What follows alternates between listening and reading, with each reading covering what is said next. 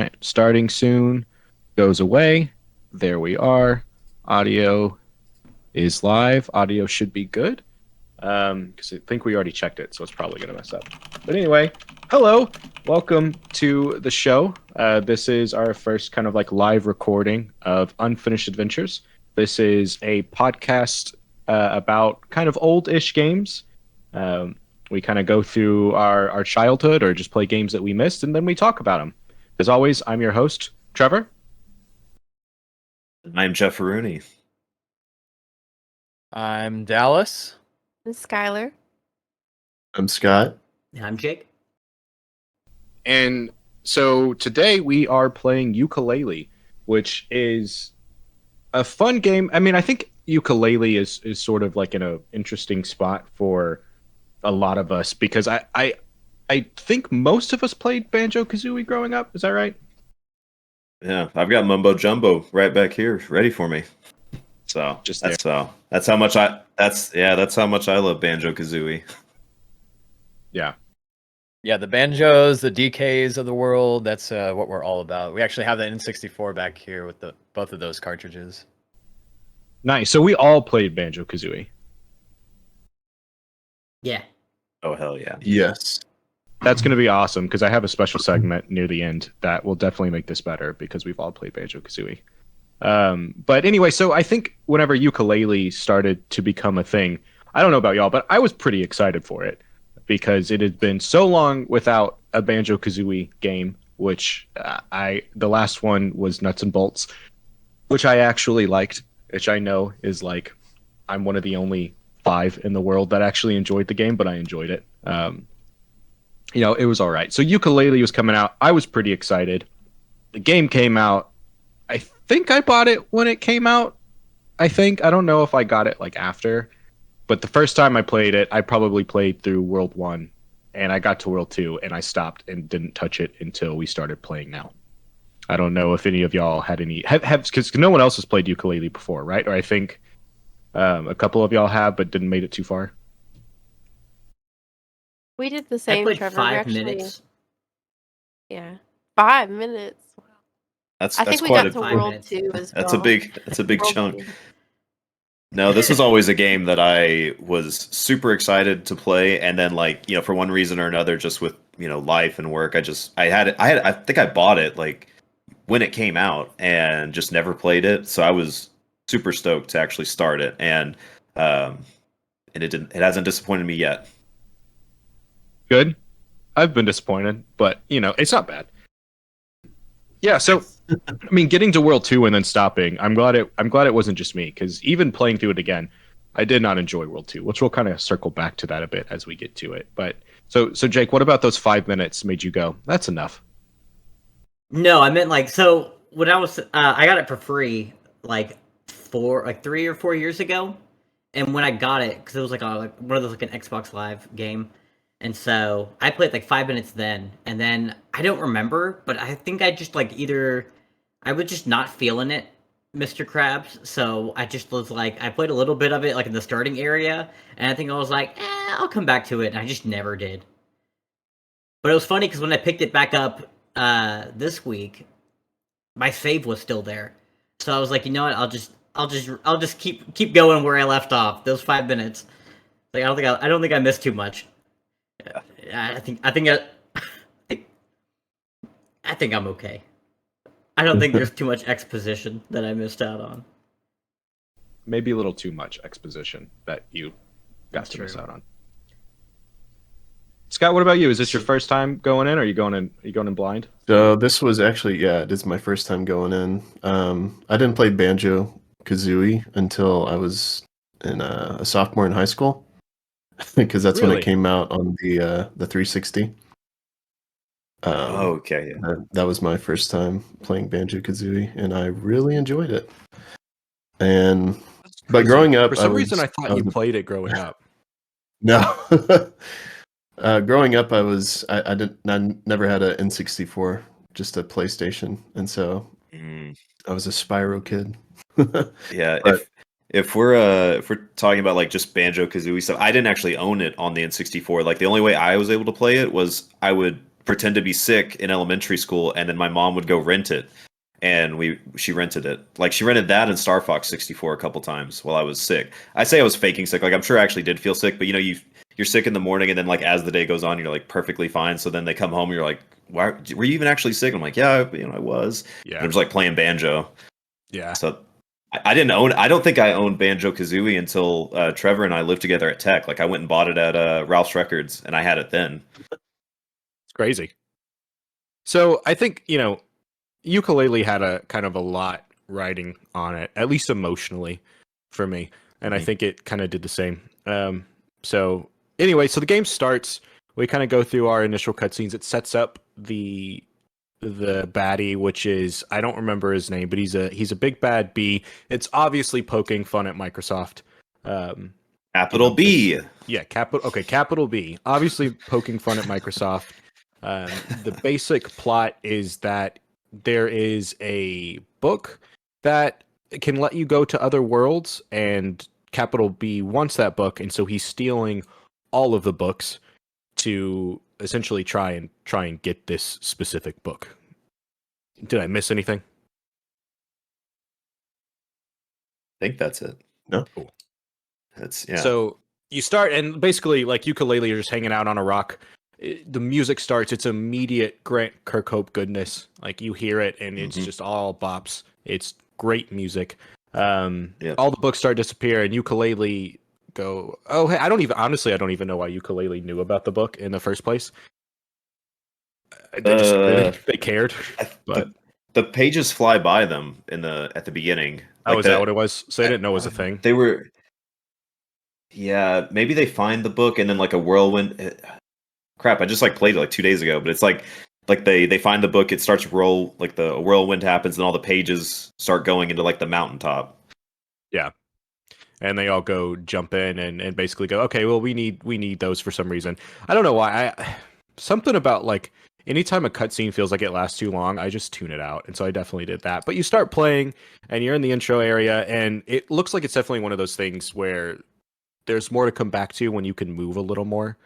But you definitely can't do too much in the beginning. Pretty much you go, you talk to Trouser. He says, hey, go get these. I can't remember if he actually wanted you to get quills at that point, but basically go collect, because that's what you're doing in the game. And then you can go on into Capital B's office. Which I would say, starting off the game, like, I think there's something as just like being like a hobbyist game dev. I really hate the lighting in the regular worlds because it just looks like the default Unity lighting. I'm sure it's not. I'm sure that's an insult to whoever spent a lot of time configuring the environment on Unity. But that's something about like that yellow shade. It just screams like, I started a new Unity project. This is the default lighting. Here we go. I don't know. So it's just kind of like, that kind of sets me off not really enjoying the way it looks from that perspective. But I think the models and everything else look great.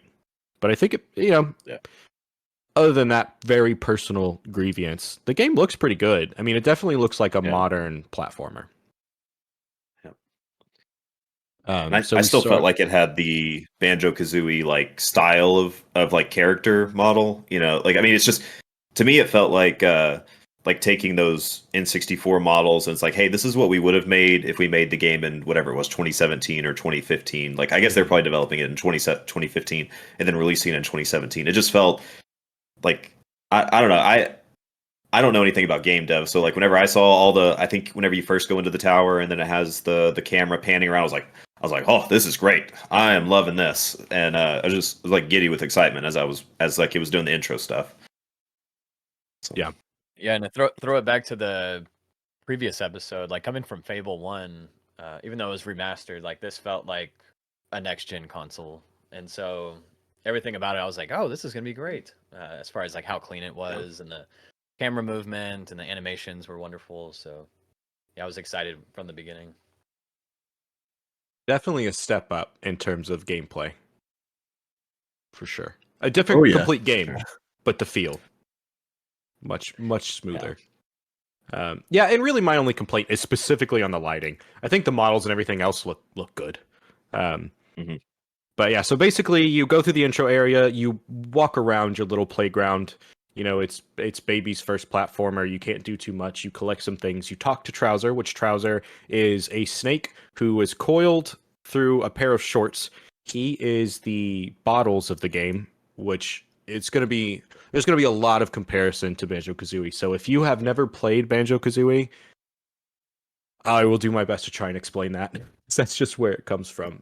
But essentially, he's the person who lets you get new power-ups and new moves and lets you progress through the game.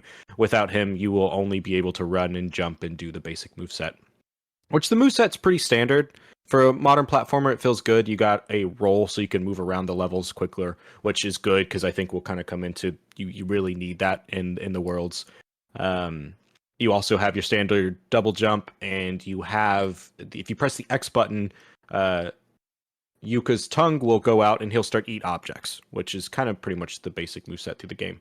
So he kind of teaches you all of that, and then you go into Capital B's office, and then once you get to Capital B's office, it's the, kind of like the main hub world that will lead you to other small areas, which it kind of, it looks pretty cool. I like the giant Capital B statue in the middle. Is very golden. I really enjoyed what was the duck's name? Like something Quack? Dr. Quack. Dr. Quack. I enjoyed his little tiny statue that he clearly put up himself underneath Capital B's statue. So Capital B has like this giant immaculate gold statue, and underneath it there's just like what looks like a plunger with like a duck bill on it. I don't remember what it was, but clearly something handmade that he put under there, which I thought was funny. There's a lot of humor in the game, which stands true for Banjo-Kazooie as well. Lots of one-liners, lots of rhymes, lots of puns, which a surprising amount of them kind of like flew over my head. But I don't know. That was kind of embarrassing as I was playing one on stream, and it was like a super obvious pun, and I was like, I don't get this, and I was like, oh no, it was something about like ice, something silly. Gotcha. Well, and I think the game, I don't know if it's like drawing off of Conker's Bad Fur Day. I only played a little bit of that game. Like I just never got very far into it, but like it has the humor of Banjo-Kazooie, but then it has some of the innuendos and puns, or the puns are innuendos. Like the bad guy's called Capital B. It's like, yeah, it's pretty what does that on mean, the Jeff? nose with some of the stuff. I don't know. It's like I don't know. My mom might watch this, so I can't say stuff like that. Yeah, does a good job at kind of like getting small humor in places where you don't expect it, which is the great part about it. So you enter into the main area. There's sort of, like I said, there's Capital B guy. So now you're like, okay, where's the worlds? Like, I'm not going to be spending a lot of time here. And so you end up finding the first world, which is Tribal Stack Tropics. And you go in and pretty much like you go in through a book. And so it's very similar to most collectathons. You have to collect a certain amount of XYZ to be able to go in. You go in, you collect it. And then when there's more stuff to collect, and it's everywhere. So you jump into Tribal Stack Tropics, and it kind of has like an ancient kind of feel to it. I don't know if it was kind of going for anything specific ancient, but I don't know. Anyone else want to kind of just like jump in and describe Tribal Stack Tropics as a level? Yeah, I kind of got that ancient Aztec feel from that level. The Yeah, feel it I starts got out from small. that one, yeah. The definitely starts out small, but it gave me a like very first world feel. Like it, felt like what, I don't even remember what the first one in Banjo-Kazooie is called, but it's like that too. It's like a green area. It's got the hill on the. Is it a hill in the middle, or is it like a floating island? And then there's like a river around it, and then it reminded me of like even Bob-Omb's Battlefield from Mario 64. Like it just had like it just felt very like first level. Here's the intro. It's pretty basic. Like it's, but that there's more to come. There's going to be some difficulty ahead.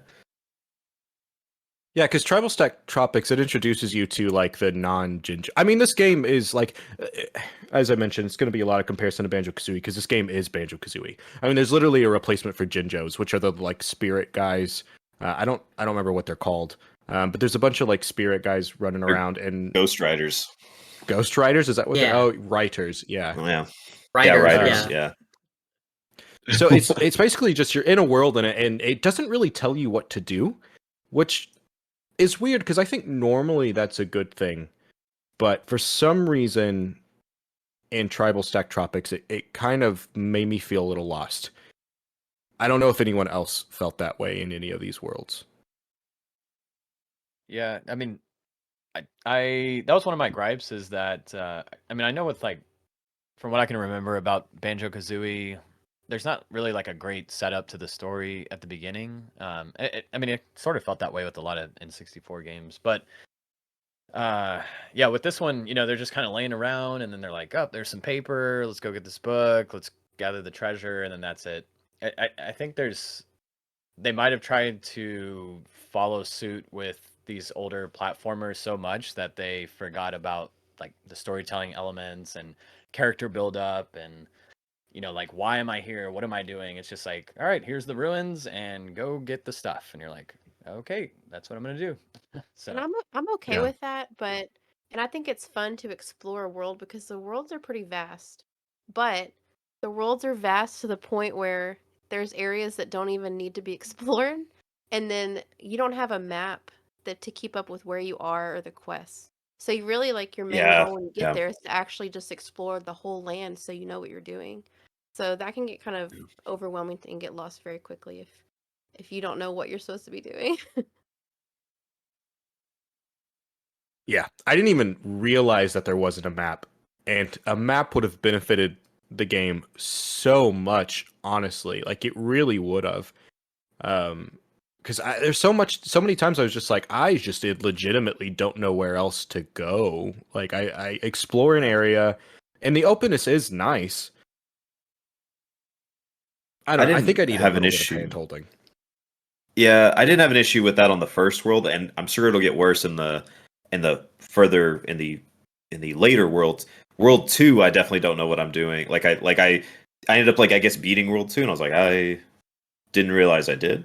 But I felt like World 1 was like it was at least a little bit more explanatory. You know, as soon as you go in there, you kind of do a couple things. You get what is it like 3 pages, and then you hop out. And then once you go back in, it like shows you. It's like, hey, here's the new thing, and then there's a thing at the top. It's very obvious that you need to go to the top because it just like the camera like pans up and it's like, hey, if you go right here, boom, here's the bad guy. Yeah. So did everyone But, expand World 1? I did, yeah.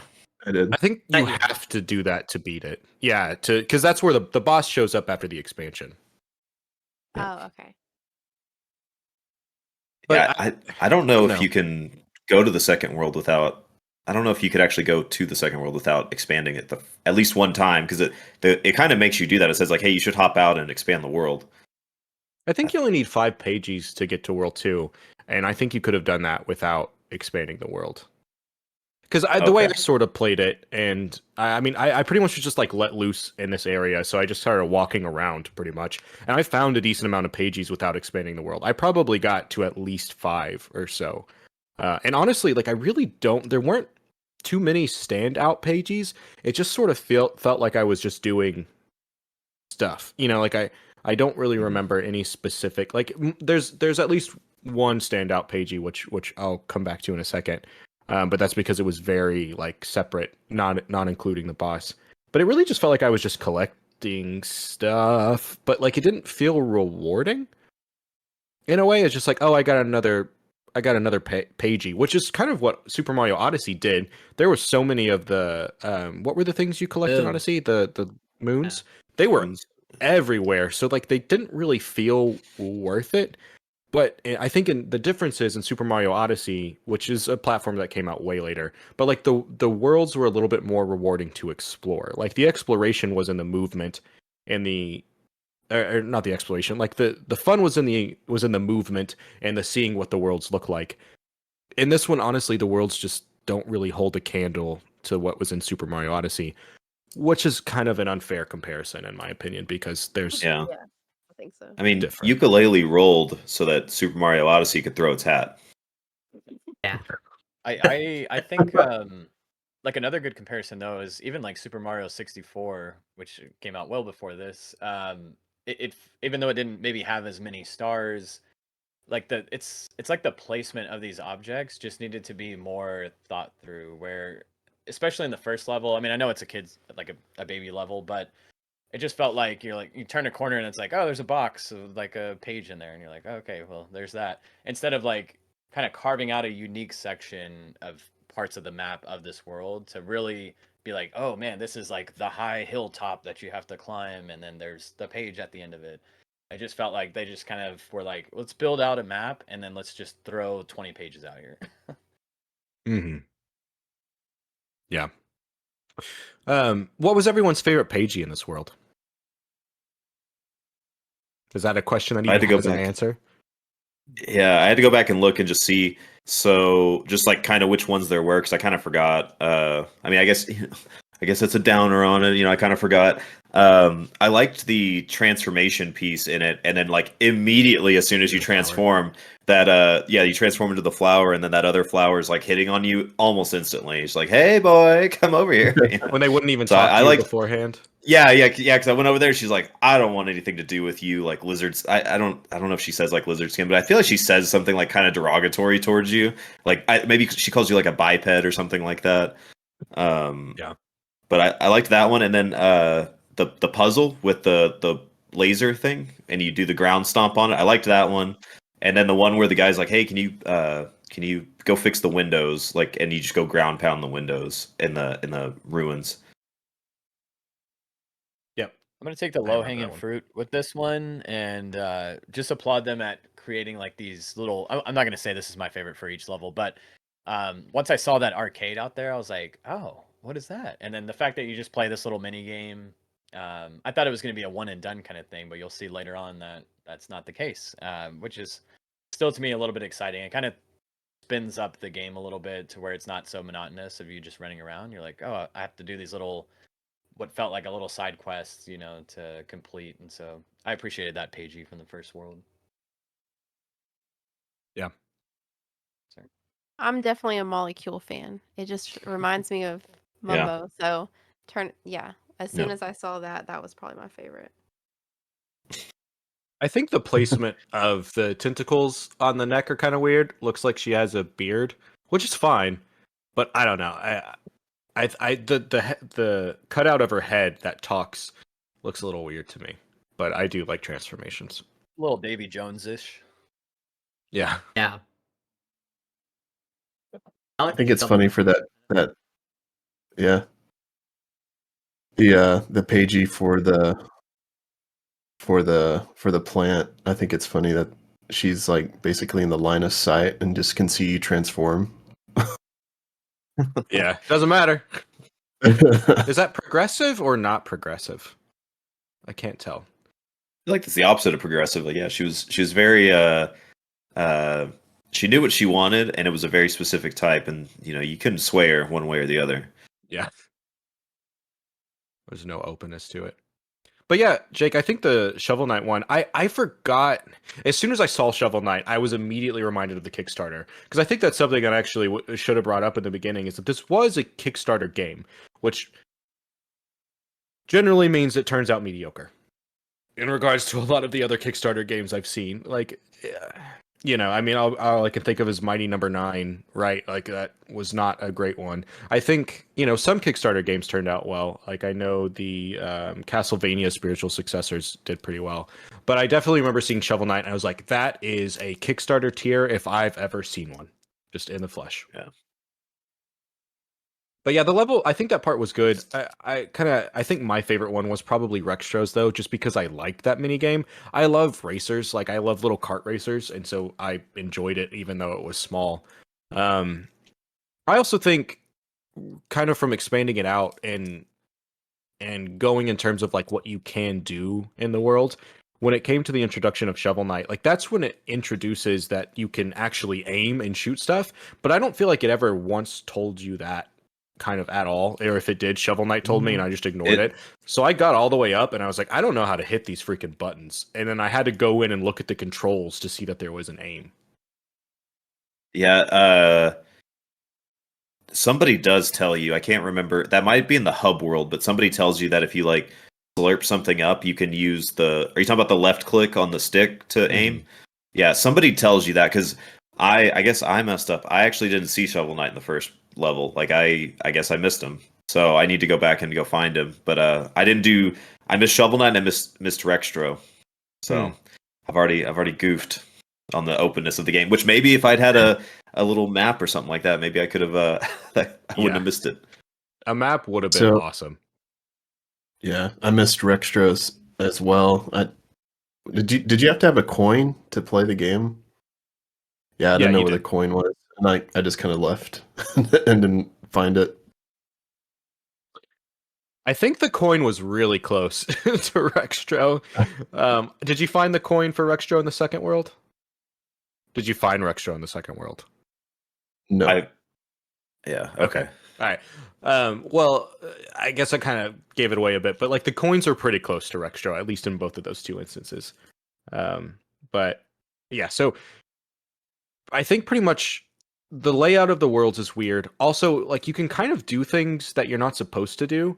Like there was one pagey that actually I also really liked, and I forgot about it, but it was one where you're supposed to come back after you learn the glide ability. So I guess this is actually whenever you expand the world. So at this point, like you do a lot of small stuff and you can go out, you expand the world. That's kind of this game's gimmick, is that the worlds get bigger, which kind of turns out to be a detriment. But once the world expands, is how you get access to the boss. But one of the pages I liked in there was one where you were supposed to have the ability to glide, which I don't think gets unlocked until World 2. But I was able to do this pagey because I basically went up to it and I found it, and they're like, you should be able to glide through these like little, checkpoints you have to run through. And I was like, glide through, like I don't think I can glide, but I was Yeah. able to actually do it with just like jumping and like timing everything right. So I kind of did it out of order, but it did feel cool Cheesed to it. do it without like having the stuff, because they were like really precise jumps. I say really precise. I'm sure they weren't that precise, but I don't know. I did feel kind of accomplished doing that because I was not supposed to be doing it that way. So that was kind of fun. But once you expand the world, you get access to the boss, who was Rampo. Kind of his gimmick is, I don't remember why you have to defeat him. Almost all the bosses sort of have a reason to. I don't remember the game telling you like why he was bad. Does anyone else remember like why Rampo? I don't really think he's the bad guy. Like Yeah, yeah, you show up and he's like, "Hey, this is my ramp. I only let specific people up my ramp." And you're like, I'm going up the ramp." Yeah. And then like, and I wrote on my thing, you're just like knocking his teeth out. Like this guy's like just trying to live his life, and you're just over there just bashing his teeth in. And he's like, and he even says, he's like, I can't afford the bill for dental work. Like he's trying to make you feel bad, and you're still just over there just knocking him out. And I felt bad for him, but I did it anyway. Yeah. I think we might have skipped that whole boss because I don't remember any kind of Didn't fight Rampo? No. Rampo. I think he's mad at you because you're like a window salesman, or he thinks you're a window salesman, That's what he or thinks, something like yeah. that. Yeah, yeah. Must be a Mac user. Oh man. The boss fight's premise is essentially he is up a ramp, which I'm assuming is why he's called Rampo. And you just run up the ramp, and he just throws logs down. Definitely not anything that I haven't done in a video game before. So he throws logs, you run up the ramp, and you have to kind of do like your roll ability, which is makes you move faster, which is kind of used through general navigation. And then you jump over the logs, and then you get up to the top, and then he starts breathing fire at you. You can jump over it, and then as Jeff was saying, you just kind of punch out his teeth because that's just what you do to him. Honestly, the hard part of that was the very third one where there was like logs on every one. I think he killed me a couple of times because of that. Because that was he knocked you down. Yeah, I definitely died at least once. And all of these boss fights, I died a decent amount in this game, if I'm gonna be real. Yeah, that third phase is pretty hard, where they're all just tough. coming down. I mean, the game really like challenges your timing which I mean, I can dig. The only thing that's kind of weird, and I mean, it makes sense in real life, but I feel like in most games you can kind of recover, is if you're rolling up something and you even stop rolling, or if you get hit, like you're sliding down all the way. Like you can't really recover. You can't even do the thing. Like I feel like in most games you could jump in the air, like start it up again, and then start sliding back up. So I thought that was kind of it made sense, but it was off-putting, to get most of the way up there, then get hit, and then fall all the way back down. They really makes you work for it. Yeah. Honestly, like I think the general consensus is nothing is bad, but nothing is great for kind of all of World 1. Mhm. Which so Well, why? Like why is that? if- What makes that feel that way?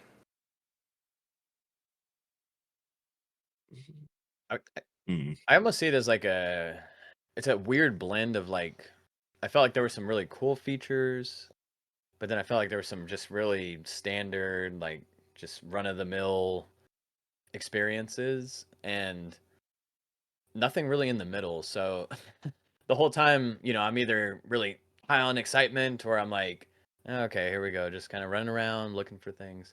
So it was really hard for me to, I don't know, feel one type of way while I was playing it, which is kind of I don't know the last time I felt that way in a video game, so it was a little jarring for me, I guess. Yeah, I think that's a good answer. Because as I was playing this, the one question I kind of had that I want to answer is why is Banjo-Kazooie good, and why is this game not good? I'm not going to say it's bad, but I'm not going to say it's I good. I think it could be like because it's Banjo-Kazooie was kind of not on a product of its time, but a like kind of a groundbreaking game. And then Yooka-Laylee is real similar to Banjo-Kazooie in terms of the way it's set up, but that's like 10 years later, or not 10 years later. It's probably what, like 20 years later? Is it That's 20? scary, probably. Yeah, yeah. So I mean, that could be it too. It's just like, hey, this is a game from 20 years ago, and it's it was groundbreaking. And then it's like if you just take the same thing and you do it again, and you just change the models up a little bit, like things are way different, or it's not as good. Yeah, it's almost like Yeah. playing, like the new Tetris game, and you're like, well, it's Tetris, but it's flashier. I don't know if it's better. It's just like, yeah, it's another Tetris game. It's hard too because, this is your childhood. Banjo-Kazooie is your childhood, so you connect to Kazooie and her smart mouth and Banjo, and then you get these characters that are obviously loosely based on them, and it feels like they're less cool cousins in a way. Like I want I want to connect to them, but it doesn't feel the same, and it might just be that nostalgia. I like them, but they're just not. It's not the same. Great value. Yeah. Which one's Yuka and which one's Laylee? Yuka's the lizard. Yuka's the lizard. Laylee's Yeah, the bat because yeah. of the logo. That's the only. Yeah, Oh yeah, you can okay. tell from the colors. Yeah. Because I now have my sight back. I can see that. Jake, Scott, what do y'all think? So I think they were trying to nail the charm of Banjo-Kazooie, but just fell short. I, which is it. It'd be a task to do. I don't know how. Like, I would do it. So Yeah, how do you replicate charm? yeah. Put on a cowboy hat and a southern draw. Is that how you get charm? I think that's what charm is. Low tie. Yeah. Honestly, I like the game. I'm a very casual, like definition of casual. Yeah. No difficulty options. Like sign me up Yep. when it's easy. It defaults to easy, not like Fable. Yeah. All the text is really, really big. Like I don't gotta squint. I don't have to look at like really bad UIs. Like there's nothing. I just run around. Yep. And like I get that there's a lot of like low hanging fruit, but for me, I feel like it's akin to like getting a like minimal effort. Like you get an A-OK. I'm like, all right. So it's it's enough of Banjo Kazooie same enjoyment without having to go back. Like I've never played Banjo Tooie, felt the need to, Mm. but I don't know. I'm having a grand old time. Yeah. I'm Oh, glad, yeah, and I I think think that's it's totally fun. fair. Yeah, like I have legitimate complaints with the second world. As I was playing through the first world again, I was enjoying this a lot more than the first time I played it. I was going through and I was like, I'm actually having fun. The second world, I had a lot less fun. But I mean, I don't think that there's anything like wrong with it. I'm glad that you're enjoying it to a lot more of a fuller extent than I think I am. But I think both exist equally. So I'm mainly just jealous that you're just like, this game is great, and I'm just kind of like, yeah, it's fine. I wish I could bask in the greatness that you see. One of the notes I Especially have consider- for the game is just that it's cute as heck. That's what I wrote. I wrote cute as heck. Yeah. And I put Grant Kirkhope for the win because the soundtrack just it's all bangers. It's all bops. Yeah, Um, They're good. so I mean, and I kind of have the same feeling as Jake, where I've been like whenever I was playing it, I was sitting here and I was just like reclined and I was just playing it and I was listening and I had coffee, water, just just having a good time, like no pressure. I'm not gonna even on the hard like. There's like one hard thing that's happened so far, and it's in the second world, and it's like that was optional. Like I definitely didn't have to do that, but I did it, and that's kind of how I felt on like that's just kind of how I feel with the game. It's like it can be as hard as you want it to be, or it's just like super relaxing. If you want to go seek out the difficulty, you can, but otherwise you're just kind of roaming around collecting things. You might have to chase something. You got the cart stuff that happens every once in a while, which that's kind of flashbacky. Reminds me of Donkey Kong Country with the carts. Yeah, that was another Kickstarter tier was Kratos, and it honestly it felt like it to me. So I think the carts are definitely worth talking about because the first time I did it, and I streamed it too. You can watch. I basically ran into every single thing, and I still got the pagey for it. There was like no Well, like because nothing. I didn't do the one on the first level, but the one on the second level did it Second just level is a require little you to get harder. 100? Did it just require you to get 100 coins? Is that the Cardos thing? It's like Yeah, I think 100 so. gems or something like that. Yeah, 100 gems. Okay. I did the same thing. Like that was the one thing that I enjoyed more than Donkey Kong Country because I think in Donkey Kong Country, whenever you're on the It's carts, too hard. you have two hits. You have two hits. And if it's Yeah. just Donkey Kong, you have one hit. so Yeah. at least on this one, because I think I did the same thing. Like I just smashed into something on accident. Like I was like, oh, like I pressed jump, and he hadn't like quite hit the ground yet, so you couldn't jump. Like he has to, I don't know, he has to jump, hit the track, and then he has to wait a second, and then he can jump again. Like you can't jump too soon. And I missed the timing, and I smashed into something, and I figured I was gonna have to start over, and I nope, just smashed through it and just keep on going. I think it would have been a much better experience if that time was spent on innovating on the genre instead of harkening back to things that have already been done and perfected Okay. and done better. Like honestly, I mean it was fine, but once I realized that I could make it through by hitting almost every object, which I definitely did. The second one I couldn't. The second one I had to try a little bit more. Yeah. I don't know. Was It's just okay. It's fine. It's fine with the lowercase Yeah. f. the Can you explain what the Kickstarter? Do you have the list of what the Kickstarter like tiers were? No, but I Like definitely as remember to that being one. I'll see if I can find it. okay. I'm gonna. Because I had no like I knew it was a Kickstarter. I didn't back. I don't think I backed it. I'm pretty sure I didn't back it. Um, so I knew it was coming out, but I think that was kind of at the time where I was like, I'm not going to kickstart anything. Um, so I didn't know I didn't even know there were tiers honestly for this game. So Trevor, I felt the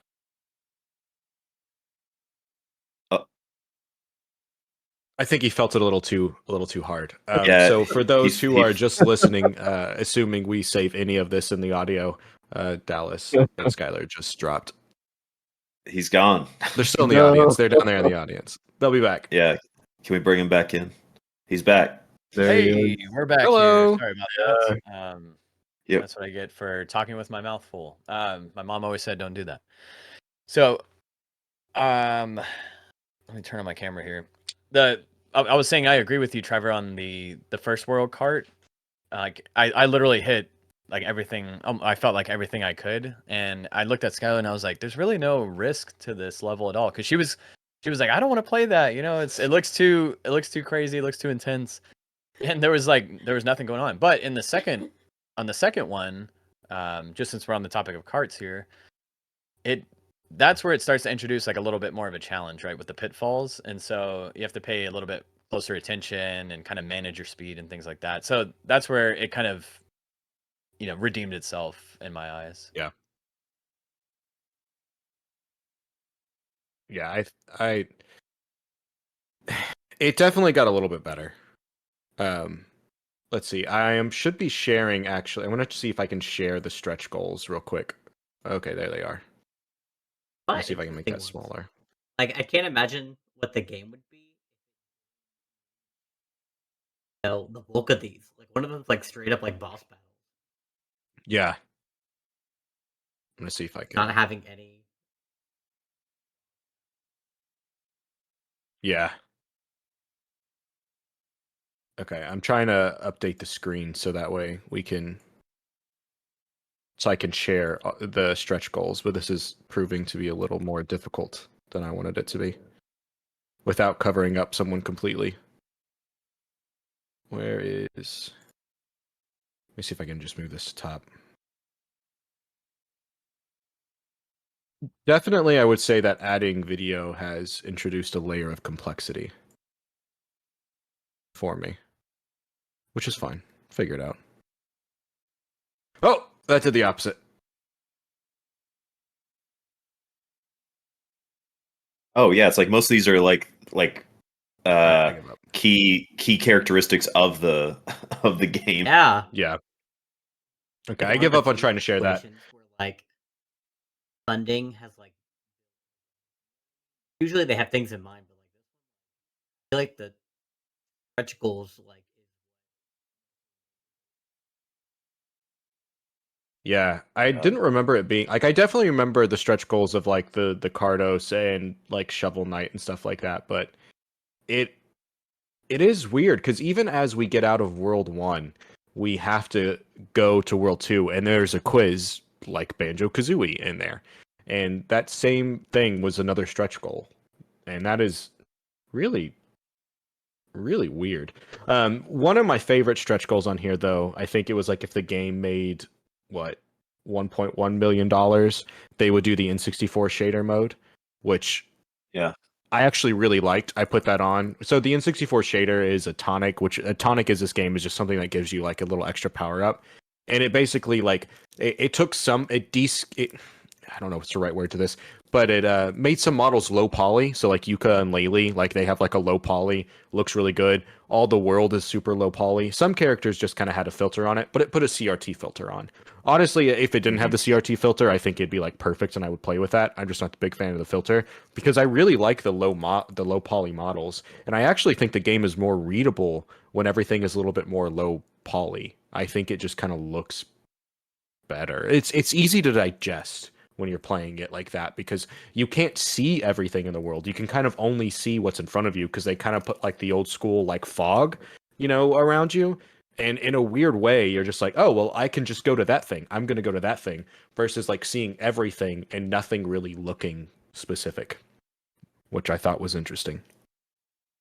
So I think we've kind of like gone on a bit about World 1. So let's kind of go into World 2. So as I mentioned, you exit out of World 1, you do a quiz show, which I didn't like in Banjo-Kazooie, but basically you have to answer questions to continue the game.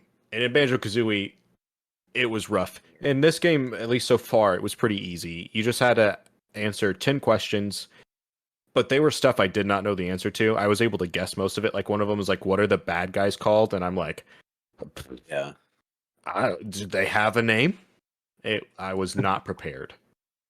Yeah, some of the questions were pretty difficult. Like, so I've done 2 of them so far because there's one right before you go into World 1 or World 2, and then there's one inside of World 2 in the is there one? Oh, it's not done by Dr. Quack, but there is another quiz.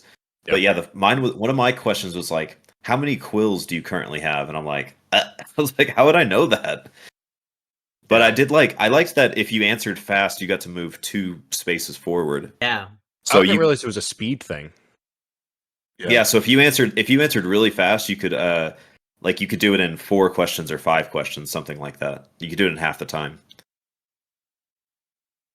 No. Yeah, I thought Who that was aced pretty it? cool. Oh, Did you ace not it? me. I aced it. Yeah. Are you talking about not missing a question? Yeah. Just Yeah, ran through I the didn't miss a quiz. question on that one. Yeah, yeah.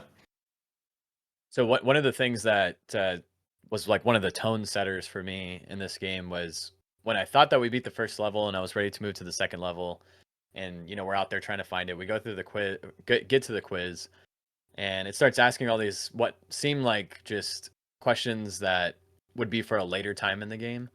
Like I didn't even, I think it was mostly on me, but I didn't even know the world one's name. So whenever it said something, I was just like, what is all this? And so I was just picking random Yeah. things, and I said, is this literally the barricade to the second world? Because this is just ridiculous. Yeah. But we kind of came back to World One, and I started to kind of figure it out. And then I came back, and then everything was a lot easier in the quiz. So for anyone that's stuck there, just give it some time. You'll be okay. Yeah. You can make it through. It's not Yeah, the worst it's not too quiz, bad. but I was not excited about it.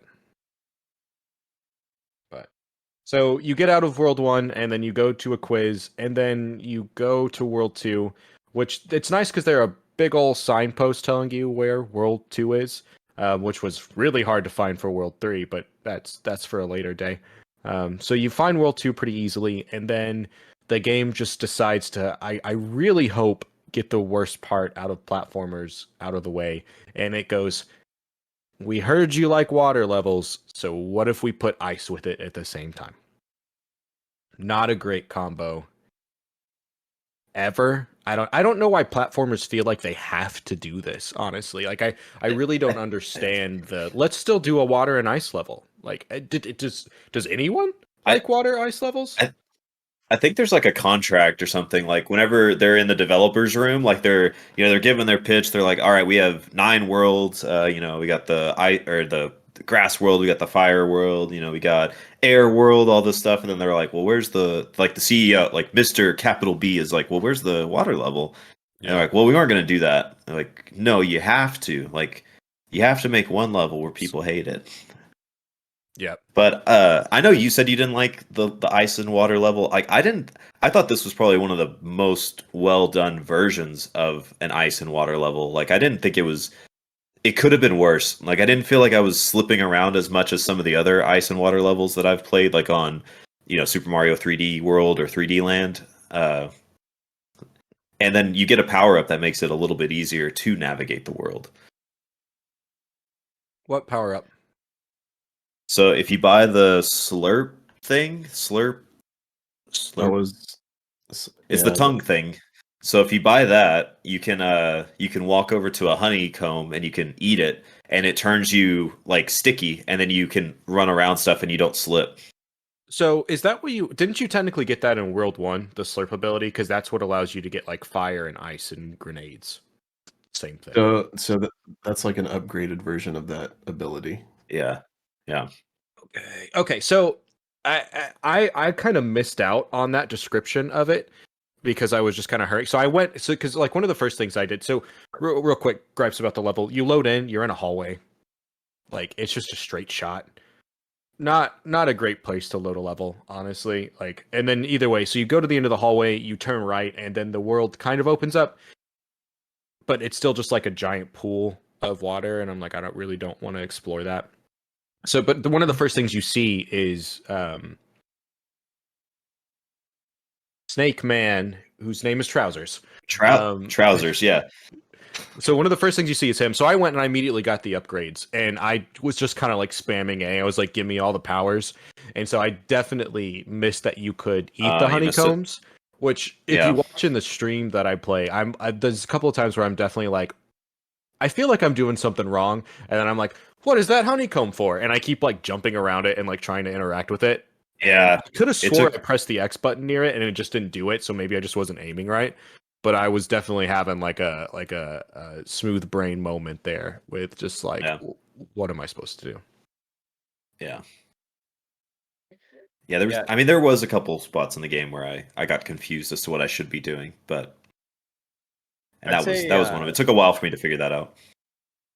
One of my positives about that level is, I mean, I think we've talked about it. Like it's a constant theme it seems, but like the soundtrack in it was really good. And oftentimes, even though I hate water levels, they usually come with like some really banging soundtracks. They're like So, icy uh-huh. as hell. yeah, yeah. Yeah, So they're I icy. always appreciate that. Like those icy little trap beats. Hmm. Yeah. Well, I mean, like the water. I mean, if we're getting off topic on water soundtracks, the one in Mario 64, like that's a freaking great song. Oh yeah, the water sound. yep, The one in Donkey Kong Country. Yep. Oh, That one's dude, good. yeah. so like good. Septimar, Yeah, aquatic ambiance. Yeah. you will never But- hear me complain about the soundtrack in this game. I will say. Yeah, Yeah. it's really good. Grant What did y'all- Grant Kirkhope doesn't miss. What did y'all think about the water controls? Because I couldn't stand them. The X and A, like X to dive and A Yeah. to rise. Is that what you're talking about? Yeah. Oh, you didn't like that? Like, I I don't know how you could make it better with still keeping it simple. Because the other thing about the controls that makes it like feel like a retro game, and maybe this is part of why maybe Trevor doesn't like some of it, is you don't have to use the right analog stick almost at all. Like you could just use the left stick and like everything just like kind of moves for you. And so I kind of felt like that was a retro control style where, you know, it's X is to dive, A is to go up. Like I was kind of fine with it. I was like, you know, that it played like other games with water like that I've played before. So I didn't mind it. Yeah, we had Yeah, pretty rough time with it. I'd say. I mean, I think it might just be me and having like water level anxiety or something, where I'm like, you know, you always have that breathe meter or whatever, and so you're down there, and I'm just like, oh god, I'm like hitting every button. there's a but shark in that was water expect- somewhere. I don't know where, but it's gonna come get me. Exactly, and so you know, every time I get in there, I just wish that you know, if I press forward on one analog stick and then I have to like hold or you know tap some button to go forward, like that's just what's going to happen. But yeah, I get it because you're moving at in 3 dimensions, so there has to be some other way for you to like change direction. You can't just go straight. You have to go up and down and all that. So Yeah. I mean, after you know a couple of dives down there, I feel like I started to get it, and you know I could run away from monsters or find where I needed to be. So it was pretty intuitive. I'd say. I avoided the water as much as possible, so I wouldn't say I really had like I didn't hate the control scheme. I was mainly just like, get me out of here. Because the one part where you actually do have to control the water is, or really control yourself in the water, is I think it's in the world expansion when you get the key and you kind of go into that little area and you have to do like your little mind attack thing on some totem poles or whatever. And it's not bad. Oh yeah. I think what I don't like about it is that it just interrupts the flow of gameplay. And I already feel like this game is slow. And I feel like the game is slow not because the gameplay itself is slow, but just because the world is so big that it takes forever to get from point A to point B. So when I see a massive body of water, I'm like, well, that's just going to be even slower. And it was. So like my main complaints with it is not that it was hard to control. I think it controlled fine. It just was not quick. It felt tedious. Mm-hmm. The one thing that I did notice, and it may have just been my imagination, but whenever you're in the water and you dive, or you know you're kind of below the if you're underwater, you know I felt like you move slower than whenever you were at water level. Like I felt like that you moved at a regular speed. So maybe that was it too. Like whenever I would jump in the water, I would immediately come to the surface and I would just keep going, and it felt like I was fast enough. Like I didn't and then whenever I would dive down, I would slow way down. Yeah, I was under the water most of the time when I was in the water. So maybe Okay, that's it. yeah, you got to be up on the surface, dude. But all the stuff That's is your down. problem. All the stuff is under the Well, water. but if you're talking about traversing around, you gotta stay above water and then or stay at the surface and then dive down. Um, the speaking of the sonar thing, and same thing. I don't know if this is my imagination, but I'm like 90% sure that sonar sound is Diddy Kong. Like it sounds real similar to him. When I didn't notice it. Yeah, like as soon as he did it, I was like, huh, that's Diddy Kong from Donkey Kong Country. I, or if it's not, then they got whatever sound effect they use, and they were like, well, maybe we'll just change this little piece of it just a little bit, so it's not Yeah. so it's not So it's a it's not sample. infringing any copyrights. Yeah, it's not Yeah. infringing any copyrights That's from interesting. Bob Nintendo. I think you'll need to do. Well, it's Bob Microsoft now. I think you need to do your some homework on that one and report back to us. Yeah, I will. Like every time I hear it, like I'll just push it just so I can hear it. And I'm like, yeah.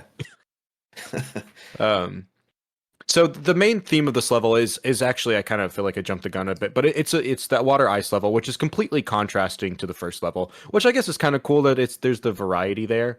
But honestly, like I feel like if they're gonna pick from tropes, I'd rather have like a desert level than I would one of those levels. But it does kind of contrast that, which does show off a significant like it shows the amount of work that they put into the game in terms of graphics. Like it all looks unique. Like so I'm just not really a biggest fan of the lighting, but the different worlds do look very different, and that is kind of nice to see. Like I don't feel like anything about this game is lazy at all. It's mainly kind of just feeling a little bit more uninspired. So you get vastly different views, you get kind of different experiences. So there's another transformation in here, and this time you get to transform into a truck, which kind of which also changes the way you move, which the plant one did too. I don't really. I think the truck's main purpose was to get the snowman, which, by the way, those snowmen were like some of the ugliest looking snowmen I've ever seen in any video game. Yeah, ever. they did look a little off. Those were definitely a little unpolished. Yeah. I assume y'all all saw the snowmen, right? Oh yeah, Yeah. they were So pretty yeah, there's like the really skinny ones, and then there's the little chubby ones that like bounce around. Oh no, there's the That's like snowmen the that are looking enemy for their ones. hats. Yeah, the hat Yeah. ones. Oh yeah. Yeah, where you like walk up to them and like one of them. I feel like they all kind of had tropes too. Like one of them was like a cowboy or something like that, and One of then them was a pirate. one of them was a pirate, and the other one was looking for. They're all looking for He's hats. wearing yeah. Well, they're all looking for hats, but I'm trying to figure. I was trying to remember what they all were. So it's like a pirate. One of them was just wearing pants as a hat. I don't remember what kind of snowman he was. But I did not find them all. oh, you didn't find them all? Oh, okay. No. Yeah, there's one of them that's like you walk up to him and he just has a leaf in front of his crotch, like Yep. like you walk up to him and you're like and he's like, hey, where's my hat? And then whenever you bring him a hat, it's a pair of pants, like, and he just puts it on top of his head, and then he says something like, he's like, what do you think I was gonna do? Put him on? Like he says something like that, or he's Yeah. like, don't make fun of me, like this is fashion, or something along those lines. And so I mean, at least they all had unique characteristics and unique style. Like so, I like that. It kind of goes with your point of nothing was lazy per se. Maybe the model was ugly, but they did have their own personality. But it was intentionally that way, for sure. Yeah, it kind of so it annoyed me. So one of the reasons why I didn't even remotely try to finish the snowman, because like so you transform, and then sort of in the same way with the first world, like the flowers won't talk to you unless you're a flower. So in this game, you have to transform in order to do the snowman stuff to get their hats, but then they won't talk to you because you transform into a snowplow, and they're like, "You're gonna murder me." Yeah. So it's like I have to go all the way back, which I actually didn't realize you could transform on the spot. But I don't know. It's just like an exercise in tediousness. Is like, okay, now I got to go get them all, and now I have to go back and find them all. Yeah. It's like, why can't I just do them all? Like the joke was not worth the level of effort. Oh, they're a snowplow, they're afraid. It's like I'm also lazy. Yeah, you could also transform. It would automatically transform you if you hit water. Yeah, but still, like, because one of the things that actually took me a while to figure out is I struggled with this because I wasn't sure that you could transform back at any point. Because it feels like whenever you expanded the world, you pretty much had to go up like a really big ramp to start getting to this boss area. And when you're going up that big ramp, you couldn't just go up as normal Yooka and Laylee. You had to transform to go up the ramp. And so I got up there to the ramp, and I could not. I was like spamming all the buttons to see if I could like untransform myself. And then I saw that right trigger made me get a little bigger, but I honestly probably just looked past it. And so it took me probably 20 minutes of being like, how the hell do I get up there? Because when you get up there as the snowplow, they put a little block in front of you, so you have to transform back. Which I also don't understand why they did that. Because why not just beat the truck all the way up there? I mean, I guess maybe, I don't know. It was sort of weird. So they force you to transform back, but Well, I don't know if they explicitly tell you you can. I figured it out after Yeah, like 20 to 30 I minutes, but I was yeah. Well, and the roadblock thing. So I guess my idea with that, or like my takeaway, as soon as I hit the roadblock, I was like, oh, there's something I can do to get up this ramp without being the truck. And that's what kind of clued me in like, that the honey thing, so that you could use the honey to roll up. And I think you could just walk up as well. And I guess the other part was they didn't want you to go into is it the icy tronic, the puzzle castle. cube area. Yeah. Yeah, they didn't want you going in there as a truck. Which, like, just turn off, like, as you go to the new area, just turn you back. Why is that my Yeah, problem? isn't that what Banjo-Kazooie did? Didn't it do that? If you Mhm. if you walked into a different area, it would just transform you back into Banjo and Kazooie. Mm-hmm. Yeah. So, like, when it came to the main world, there wasn't. So, I guess what I'm trying to say is, like, I think the best part about the Glitter Glaze Glacier was actually all of the events leading up to the boss. I don't know. Did anyone else like find anything particularly fun in the main world? Because you had Cardos. I keep saying Mhm. Kratos. Cardos, You yeah. had Cardos, which was harder and a little bit more fun. But I didn't really see. I don't know. There was once again, it's the same time where like the main pages, nothing really stuck out to me, and I was like, "Well, that was fun. I'm glad I did that part." Like, it was fine, but I need someone to pep me up here. I don't want to be a downer on it. Yeah. But I don't know. Anything else that was cool? I mean, I liked I like the absorbing powers thing. So at one point you walk up to that statue and it's like, or you walk up to is like a sign or something like that. You walk up to it and it's like, hey, you're a or you're a sculptor or something like that. Go Mhm. finish this job. And so then you can go, and it kind of clues you in that you can like just start absorbing a bunch of things, and you go absorb the bombs, and you can like blow up the statue. I kind of like that. Like I kind of like that stuff where it gives you a side quest, but I don't know. But at the same time, the side quest is like telling you like these are extra powers you could have in the game if you do them. Yeah, I would say for me, like, I might be the anti Jake, where I want games to just crush my soul while I'm playing them, and I love a good challenge. And so, I think where that shines in Ukulele is some of like the timed quests, and like the racing, and like what you were just saying, Jeff. I think that one there might be a time limit where you can have to blow up the statue as fast as Yeah. possible. So things like that kind of get me on edge, where it feels like there's some risk, involved with it. I think is what excites me. And so the opposite of that is again what we talked about, Trevor, is like the first level where you can literally just blast through everything in the cart and like not have any repercussions.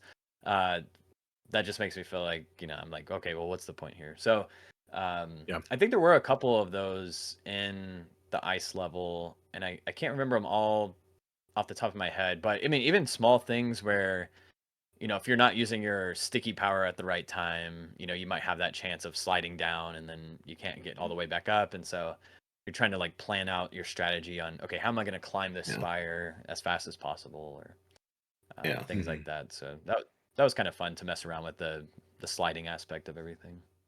Yeah. And you end up absorbing like fire, so you can go and light fires in the I don't know what area that would be, but it's like right as soon as you enter the map. Like I think it's kind of on the left side, but you like climb up, and then if you're not on fire, as you walk in, you'll start like freezing to death. Like it'll start taking Yeah. a like a what do you have, leaves? Is it the butterfly thing? Oh, it takes butterflies. Oh, I forgot to mention that. I liked that about the game, that you have an energy and then you have a life meter, but you can use the same thing, like the same item, to fill up either one, just depending on what you need. So if you're low on energy and you see a butterfly, like you can just run into it. If you're low on health and you see a butterfly, you can just eat it. Like I liked that. I like that there wasn't two versions of them. I think they handled that super well. I meant to say that at the very beginning, but I liked that a lot. That it was it's just one item. That's a good point. Yeah, I thought that was pretty cool too. It was confusing to me at the beginning. Again, I might have just been like button smashing through the tutorial, and and that is the reason why. But yeah, at first I was like, wait, how do I get more of this speed? You know, when I was racing the cloud in the first level, and once I figured it out, I was like, oh, okay, that is pretty neat. You know, you just decide for Yeah. yourself what you need at that time, and so yeah, that is a pretty cool aspect of the game. I completely forgot about the cloud race in the first one. I did enjoy that part too. Yeah, I like the cloud race. Scott, what about you? What's your kind of initial like what was the pagey that you like the most in the world? Because I think it's kind of like this level is very separated into like the world and then into the castle part, which I say very separated, like 75-25. Did y'all ever go into the crystal cavern? It's kind of you had to go underwater. The crystalline cavern or crystalline cave. I think so, but it's where you like there was an ability where it like lights you up, like Yooka eats like a mushroom, I think. I don't even And know it's what like- it was. It looked like it was a bucket of paint, like a couple of buckets of paint. Oh yeah, like a Like radioactive eating lead paint. Yeah. This is fine. I wonder if we're talking about the same one, because I know what you're talking about where you light up, but the only one that I know of where you light up was in the actual palace thing. That might have been a different part. Okay. This The you, guy- you dive, yeah, you dive under the water and go into the cave that way, I think. But I like that part because it was pretty challenging, because it was a pretty challenging platforming section. And that's the one where you had to like roll across like the angled sort of platforms, right? Yeah. Yeah, so I did that one and I didn't realize you could change, like you could glow. I literally probably got like 2/3 of the way through, and every second I was just like, I'm doing this wrong. Like something's wrong here. Because like I saw the paints or whatever they were. I legitimately don't even know what they were. And I was like jumping around and I was like, these have to do something. And I think I stood on top of them and pressed like the X button to try and eat it, but obviously I was standing on top, so I didn't eat it, so I didn't glow. And like when I was like halfway through it, I was like, I'm doing something wrong, and so I tried just eating them again, and then it worked. And I was like, okay, I guess that's on me. No. I find a lot of that is happening here, and I don't know why. Maybe I'm just rushing It's on through you. it. It could. I mean, you know, if there's one little text blurb and I don't read it, it's on me. That's fine. I still made it through, but yeah. Yeah. I think I missed the part that you're talking about with the platforms. I didn't do that one, so I'll have to go back and play that part. I know I missed a bunch in each level, so it's just the way she goes. But I liked so big in you can miss stuff. Oh and it's yeah. okay. Well, and I knew like I know that the best way for me to play this game is probably not to 100% it, because I will I'll become obsessive over it, because like these are the kind of games that I love. So I'll end up just 100%ing it, and then by the end of it, I'll spend like 80 hours in the game. Like, okay, this is like too much. So I'm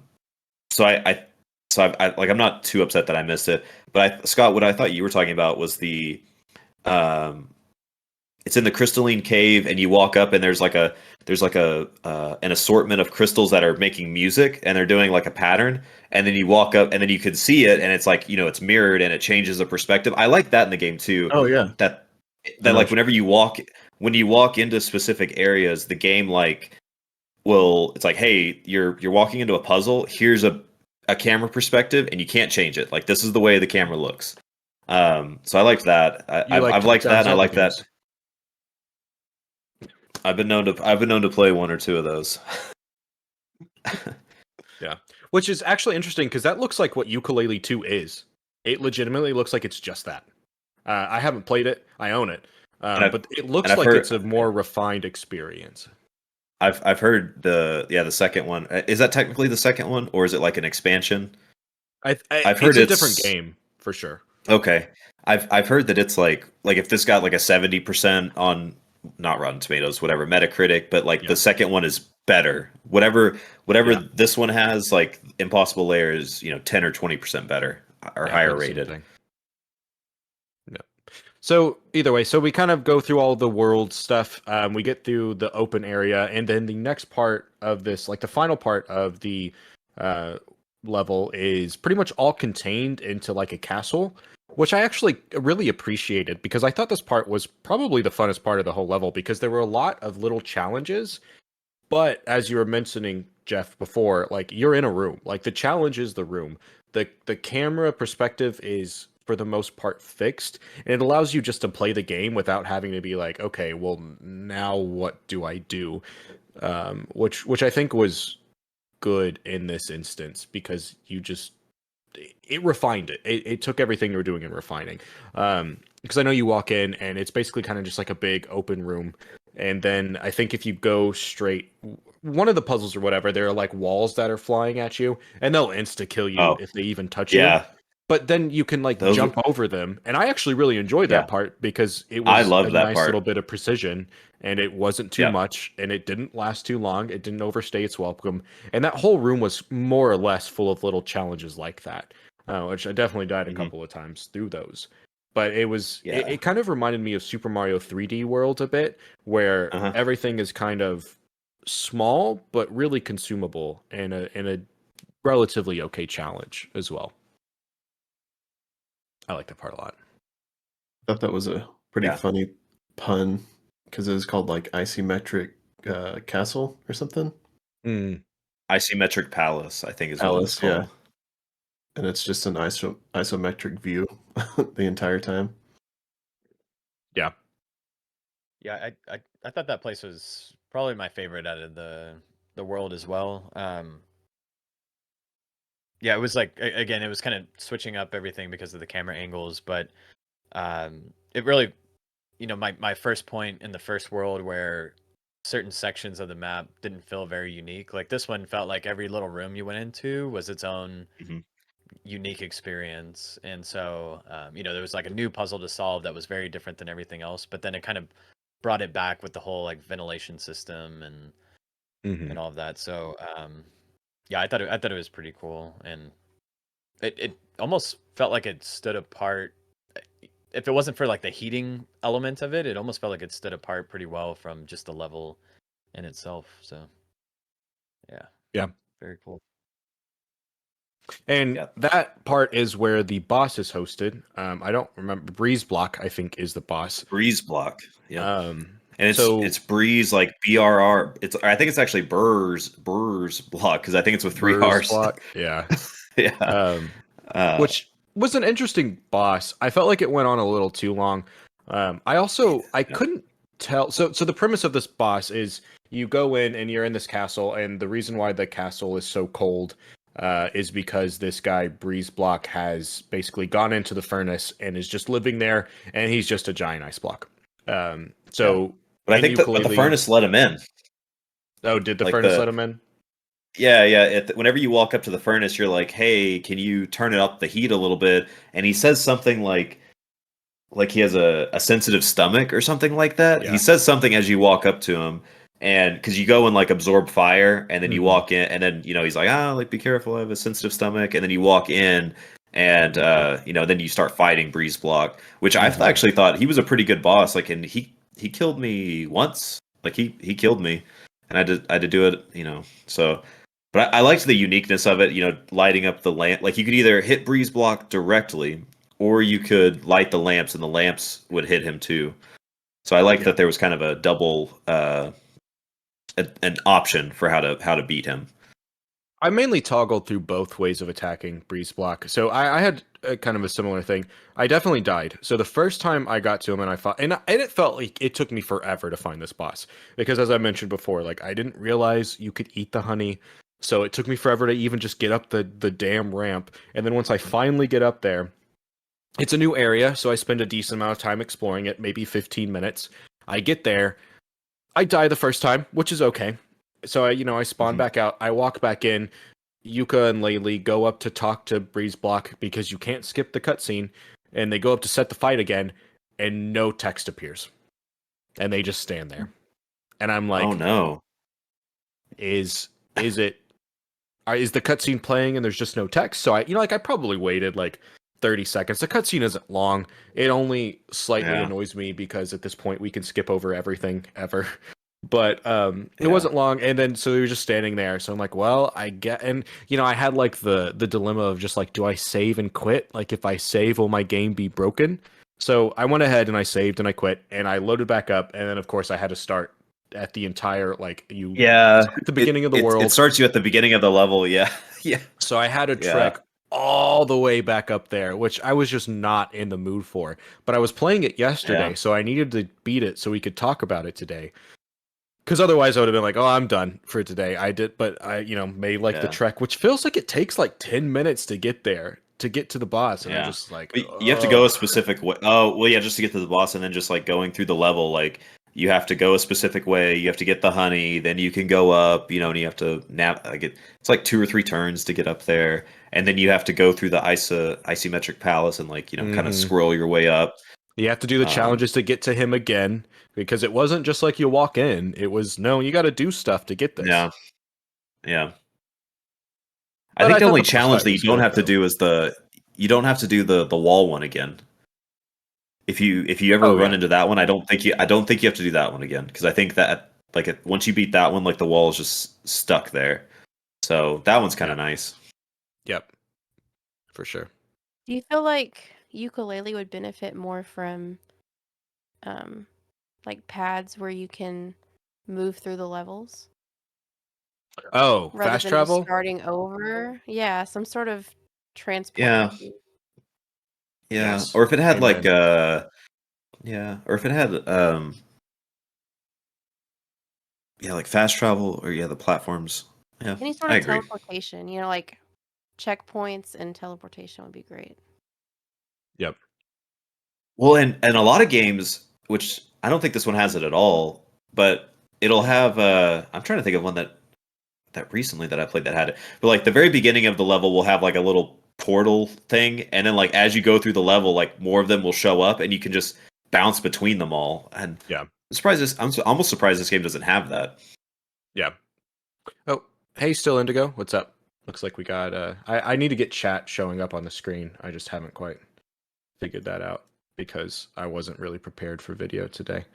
Um, but yeah, I think that's a good point. Honestly, like Skylar, I think you nailed like two things that would have been great to have, which is a mini map and fast travel.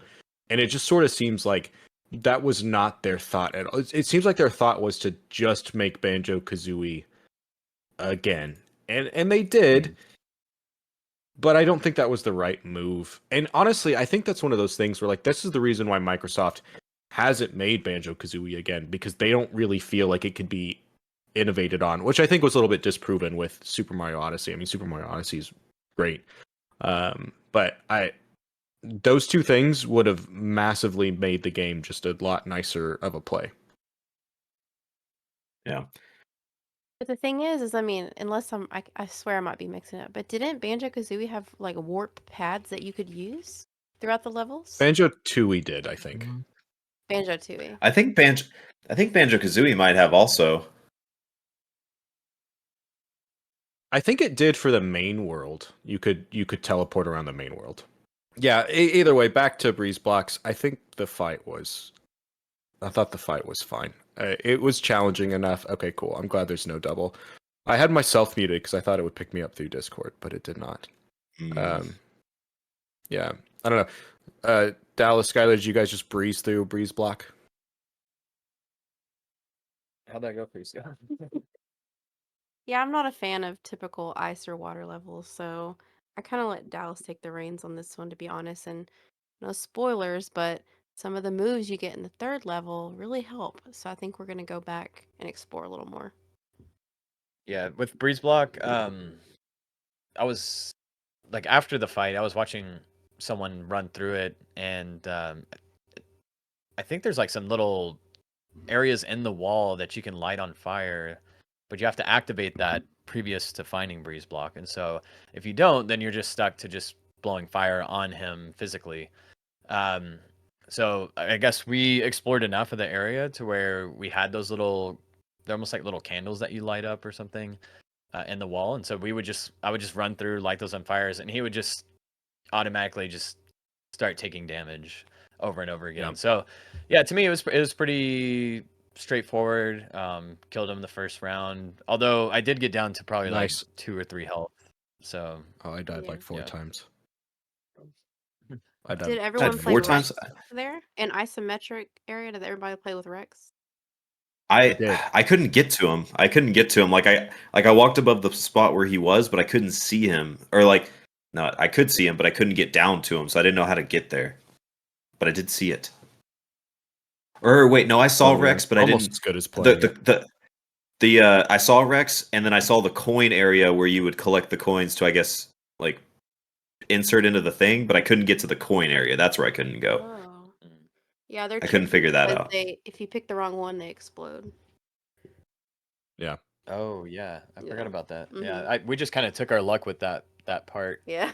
Because I think one of the tonics that you can take Yep. allows you to basically find where the secret items are on the map. I don't know if it's It gives audible you a or hint when a special item is near. So I think you have to have that tonic. If you don't want to take the chance of being hurt, you have to have that tonic on and then go do that. And it'll hint to you which one's the correct one. yeah. And I was like, well, we got 8 lives. There's only about 20 coins here. Yeah, we got like almost a 50-50 chance. So I just I took the chance and we ended up grabbing the coin. And yeah, I thought the game was all right. It was just like I don't know, it's kind of unique. It was a game where you're a bee and you're just trying to stab the enemies. I like that it was different enough from the first arcade game. I thought that they were all going to be somewhat similar, and so You were a bee and you were stabbing enemies? yeah, wasn't that was World 2, right? I don't know. What are you talking It's like about? basically you're so you would basically like smash the A button to fly, and then you would kind of float in the air, and you would slowly drift down if you weren't smashing the A button. If you hit the whatever, the Retro? attack button, yeah, For World 2? I'm pretty sure, yeah. No, it was just a thing where you ran around and you collected quills. The arcade game? Yeah. Oh, I well, feel like honestly, I feel like Dallas is just making something up right now. no. Well, what was the game where you're a bee and you're like Are you you talking drop about down Super and you Mario stab... Galaxy 2? No. I'll find it. We can carry on, but I'll go find it. Either that or I'll check myself into a mental hospital. That was not Rextro's challenge for World 2. You just had to run around and collect quills. It was really boring. Oh, okay, all right. Yeah, Well, what were you I'm playing? glad I didn't participate in that, and I had my own hallucinations instead. Yeah. I played the one that the only Rextro game I played was the one actually in his arcade room outside of World 1 and 2, like in the main hub. And I played the one where oh yeah. It's past like World 2 is like as you're walking, World 2 is on the right, and then if you just kind of like walk past that, there's like this area and there's like 10 arcades in there. And I played one where it was basically a Pac-Man ripoff. And it specifically tells you before you play it either tells you whenever you talk to Rextro or it tells you whenever you load up the arcade, but it's like, hey, this game is a like a like a non-copyright like infringing version of a game, and you're like, so, and then as soon as it starts, it's Pac-Man. You're playing Pac-Man basically.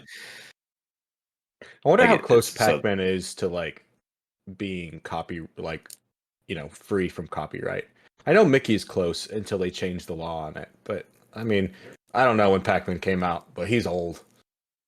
feel like he's getting close to that. But I didn't know there was a Rextra arcade, which would be fun. I mean, those little Yeah. mini games are fun. I don't know how Right. many. Scott, did you play them all? Was there like 8? I didn't play any of them. Whoa, man! I just played that one. I was like, all right, I got to get to World 2, and I actually had to finish it up.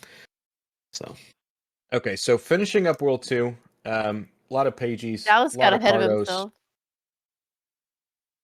Are you talking about World 3 sorry, Rextra? Yeah, it was World 3. My bad. wow, what the heck? Spoiler alert. Spoiler You're gonna alert. be a B. Yeah. I'm gonna be a B. Man, I thought you were just talking Do about you- Super is Mario it Galaxy. Yeah, is it like the bee from Banjo Kazooie? Like, do you look like that kind of bee? Do you know? That B was cute. So if you look ugly, it's not that one. Yeah. Yeah. I mean, it's subjective. We'll see. You kind of look Yeah. like the bee enemy that's in level 2 that starts popping up in level 2. Kind of like an upright Okay. little mechanic guy. Those guys suck. Mm. They always hurt me. Yeah, they do. Yeah. I don't. All I right, still so don't, I think to this that day, takes don't know us. how to do. Yeah, they're not easy.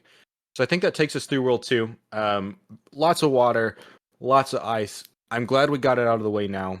Breeze block, decent boss battle. I think it had a little bit more going on than Rampo.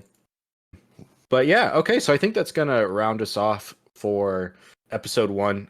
I think it's kind of funny because we definitely did Fable. We had a lot of lessons learned, and then I was like, you know what? I'll just introduce video to this, and that will go so smoothly. And so I feel like we had a sort of similar thing with just like lessons learned on video. But thanks everyone who But joined. it wasn't even video. You streamed it to Twitch too. It's like video would have been one thing, and then you're like, well, what if we did video and streaming? Well, yeah, I streamed it so that way it would just automatically upload the video. Like that was kind of the thing. So I didn't have to worry about editing audio or anything like that. That's why I wanted to do it on Twitch.